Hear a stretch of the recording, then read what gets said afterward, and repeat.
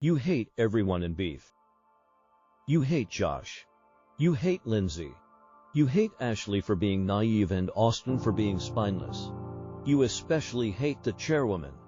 And you watched every single episode without pausing. That's not a coincidence. That's design. Lee Sung-jin built one of the most psychologically sophisticated pieces of television in the streaming era. A show that hacks into your nervous system so precisely that you physically cannot disengage, even as every instinct you have says you should. Today I'm going to break down exactly how he did it.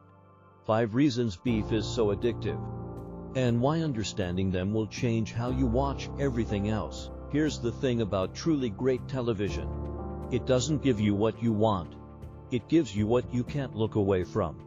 Beef is not enjoyable in the traditional sense. Nobody comes out of it feeling good. The characters don't grow in ways that feel redemptive. The endings are deliberately ambiguous in ways that leave you slightly unsettled. And yet completion rates for Season 1 were among the highest Netflix has ever recorded for a drama series. Season 2 dropped last week and the discourse is already everywhere. So what is it actually doing? What mechanism in your brain is Lee Sung-jin pressing that makes you keep hitting next episode when rational self-interest says you should go to sleep? Let me break it down. Reason 1. The unresolved tension loop. Every episode of Beef ends mid-escalation. Not at a resolution. Not at a cliffhanger in the traditional sense. But at a moment where the tension has been raised and not released. This is psychologically brutal in the best way. Your brain has a mechanism called the Zygarnik effect, named after Soviet psychologist Blume Zygarnik, which means you remember and fixate on unfinished tasks far more than completed ones. Unresolved situations create cognitive loops that your brain literally cannot close. Beef is a Zygarnik effect delivery machine. Every scene raises a question it doesn't answer. Every episode ends with a situation that your brain refuses to let go of. The loop stays open, and the only way to close it is to watch the next episode. This is why you say just one more at midnight and end up finishing the series at 3 a.m. Your brain isn't weak.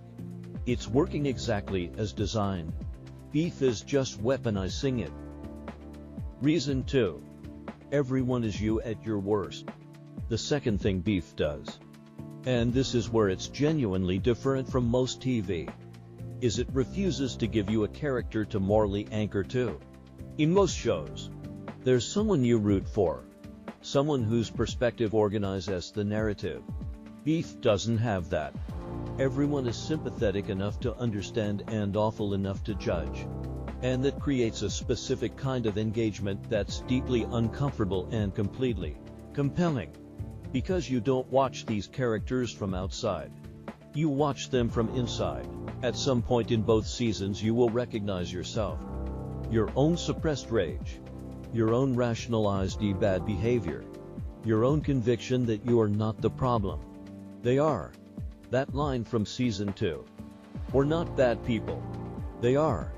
Is the thesis of both seasons. And the reason it lands is because every single person watching has thought that about someone. Recently, Beef holds a mirror up and dares you to look away. 2 down.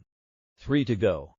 And the next one is the reason the show works even when the characters are at their absolute worst.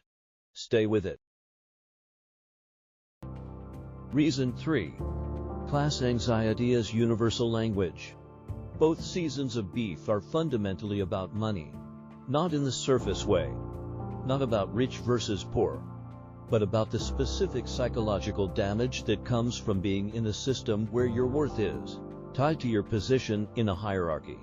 In Season 1, Danny and Amy are both mid-level achievers who feel like they're supposed to be further along. In Season 2, Josh and Lindsay are wealthy by any reasonable standard, but feel perpetually one step below the truly rich people around them. Ashley and Austin are one medical bill from collapse. The show is deliberately designed so that regardless of where you sit on the economic scale, you find your anxiety reflected somewhere in the cast.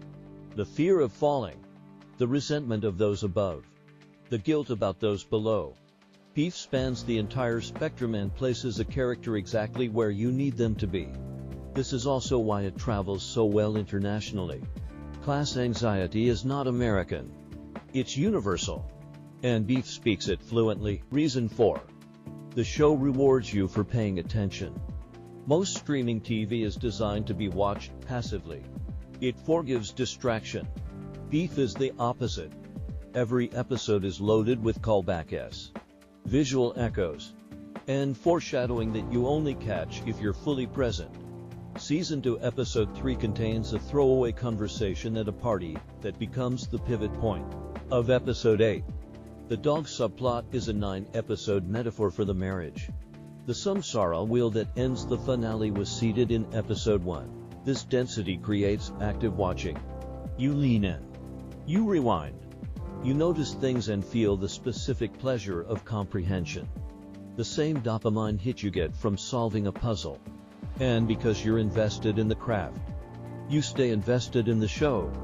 You have skin in the game. Passive audiences bail. Active audiences binge. Reason 5. It validates your anger. The last reason is the most honest one. And it's the one nobody talks about. We live in an era of suppressed rage. There are things you cannot say, fights you cannot start, grievances you cannot air. Because society has rules. And you follow them.